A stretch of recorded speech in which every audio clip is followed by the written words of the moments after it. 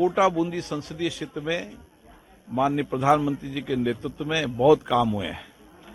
केंद्र की सारी योजनाओं को हम कोटा बूंदी संसदीय क्षेत्र में लाएं, चाहे रेलवे स्टेशन हो, चाहे गांव-गांव के अंदर तालाब बनाओ। आप 100 करोड़ के तालाब, 56 तालाब गांव-गांव बने, चाहे पासपोर्ट 13 जिलों का पासपोर्ट ऑफिस हो, चाहे न्यू मेडिकल कॉलेज हॉस्पिटल हो, चाहे 7.5 करोड़ की वीआर लैब हो, ऐसे बहुत सारे काम जो केंद्र की योजनाओं के थे वो भी लाएं और साथ में कोटा में एयरपोर्ट बने। इसके लिए सारी औपचारिकता पूरी हो चुकी है। केंद्र में सरकार, राज्य में सरकार आने के बाद राज्य सरकार के आते ही सारे पैसे जमा करा दिए। अगर कांग्रेस 8 महीने पहले पैसे जमा कर देती तो आज एयरपोर्ट शुरू हो जाता।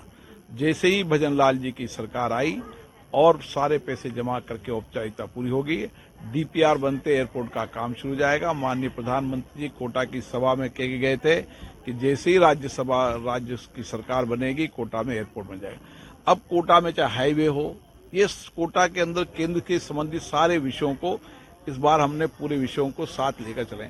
एक काम बता दें जो केंद्र का विषय बाकी रह गया हो, जिसमें केंद्र सरकार की योजनाओं को हम निलाए, चाहे माडा योजना के अंदर जनजातीय क्षेत्र के अंदर विकास का हो तो 250 करोड़ रुपया जनजातीय क्षेत्र के विकास में आए। बूंदी में केंद्रीय विद्यालय बना, ऐसे बहुत सारे काम। कोटा में स्पोर्ट्स कॉम्प्लेक्स बनाए, बूंदी में स्पोर्ट्स कॉम्प्लेक्स बनाए, ऐसे बहुत सारे काम केंद्र की योजनाओं को लाए और अन्य संगठनों से भी सीएसआर में अन्य फंड लाकर और कोटा के अंदर हमने नए डेवलपमेंट का कोटा बूंदी क्षेत्र में नए। जहां तक चुनाव का प्रश्न है, ये चुनाव मोदी जी को प्रधानमंत्री बनाने का चुनाव है। देश की जनता चाहती है कि मोदी जी को तीसरी बार अभूतपूर्व वोटों से जीतकर भेजें ताकि दुनिया के सबसे बड़े लोकतंत्र में मोदी जी की लोकप्रियता और बढ़े। विपक्ष ने आरक्षण का मुद्दा बना रखा है। देखिए, मोदी जी ने कहा है कि आरक्षण कभी समाप्त नहीं हो सकता, संविधान को परिवर्तन नहीं किया जा सकता। समय समय पर आवश्यकता होती है देश के हित के अंदर, जब कभी 370 की धारा परिवर्तन हो तो संविधान में परिवर्तन। लेकिन आरक्षण के लिए मोदी जी पहले भी कहे थे और आज भी कहा कि आरक्षण के अंदर एक सामाजिक व्यवस्था है, इस सामाजिक व्यवस्था को कोई परिवर्तन नहीं किया जाएगा। और उन्होंने कहा कि 400 पार लेने का मतलब ये नहीं कि आरक्षण या संविधान में परिवर्तन।